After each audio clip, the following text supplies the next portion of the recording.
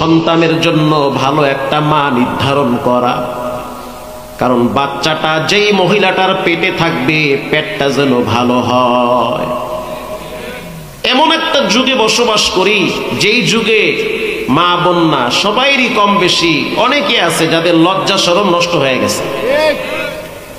আগে দেখছি মা খালাদের পেটে বাচ্চা আসলে পেট বড় হইলে ঘরে আড়াল হইতো, আর এখন দেখি পেট আর শরীর সহ রাস্তায় নামে। পেট সহ ফেসবুকে আলহামদুলিল্লাহ ছাড়িয়ে দেয় যে আইতে আছে। অথচ বদ নজরওয়ালাদের চোখ পড়লে পেটের বাচ্চা উল্টা পাল্টা হবে এইটাও বোঝে না।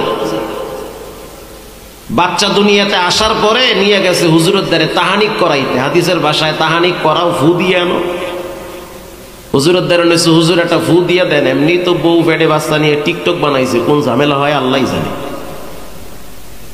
কথা কি বুঝতেছেন? হুজুরে কয় বাচ্চার নাম কি? কয় বাচ্চার নাম তুফান। করে আল্লাহ কয় কি? হুজুরের জোতা থুইয়া মারছে দৌড়।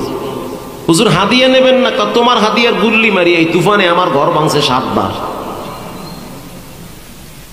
হযরত ওমর রাদিয়াল্লাহু তাআলা আনহু বলেন, বাবার প্রথম দায়িত্ব ভালো একটা মা নির্ধারণ করা। বাবার 2 নম্বরের দায়িত্ব সন্তানের জন্য ভালো একটা নাম রাখা। কিয়ামতের ময়দানে প্রত্যেকটা সন্তানকে তার বাবার নাম ধরে আল্লাহ ডাকবে।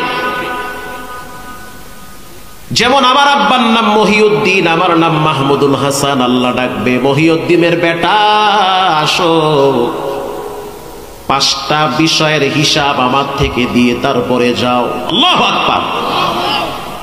এবার আমার সন্তানকে ডাকবে, আসো মাসরুল হাসান, মাহমুদুল হাসানের বেটা মাসরুল হাসান, আসো 5টা জিনিসের হিসাব আমার কাছ থেকে দিয়ে যাও। লা তাজুলু কদমা ইবনু আদম ইয়াউমাল কিয়ামা। রাসূল বলেন কিয়ামতের দিন 5টা জিনিসের হিসাব আল্লাহ নিবে। 5 জিনিসের হিসাব না দেওয়া পর্যন্ত এক চুল পরিমাণ মানুষ লড়তে পারবে না। 1 নম্বরে লম্বা একটা হায়াত দিছি, এই হায়াতটারে কোথায় নষ্ট করছো পৃথিবীর কেউ না বুঝলেও একজন বুঝেন, তিনি হলেন কে? 2 নম্বরে তোমাকে যৌবন দিয়েছি, যৌবনটা কোথায় ব্যয় করলা? 3 নম্বরে কেমনে পয়সা কামাইছো? 4 নম্বরে কেমনে পয়সা ব্যয় করছো? 5 নম্বরে তোমাকে যেই জ্ঞান দিয়েছি সেই জ্ঞান অনুযায়ী কতটুকু না আমল করেছো। 5 ওয়াক্ত নামাজ পড়া ফরজ, এটা জানে না এমন কোন মানুষ এখানে আছে? 5 ওয়াক্ত নামাজ পড়া ফরজ, এই জ্ঞান আমাদের আছে না নাই?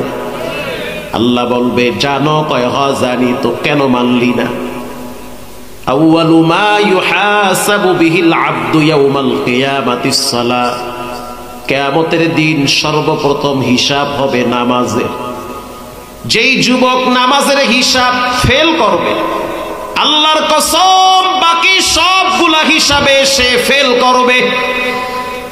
কেউ যদি নামাজের হিসাবে পাশ করে, আল্লাহর রাসূল বলেন বাকি টুকটাক আমল যদি ত্রুটিও হয় রব সেটা মাফ করে দিবে।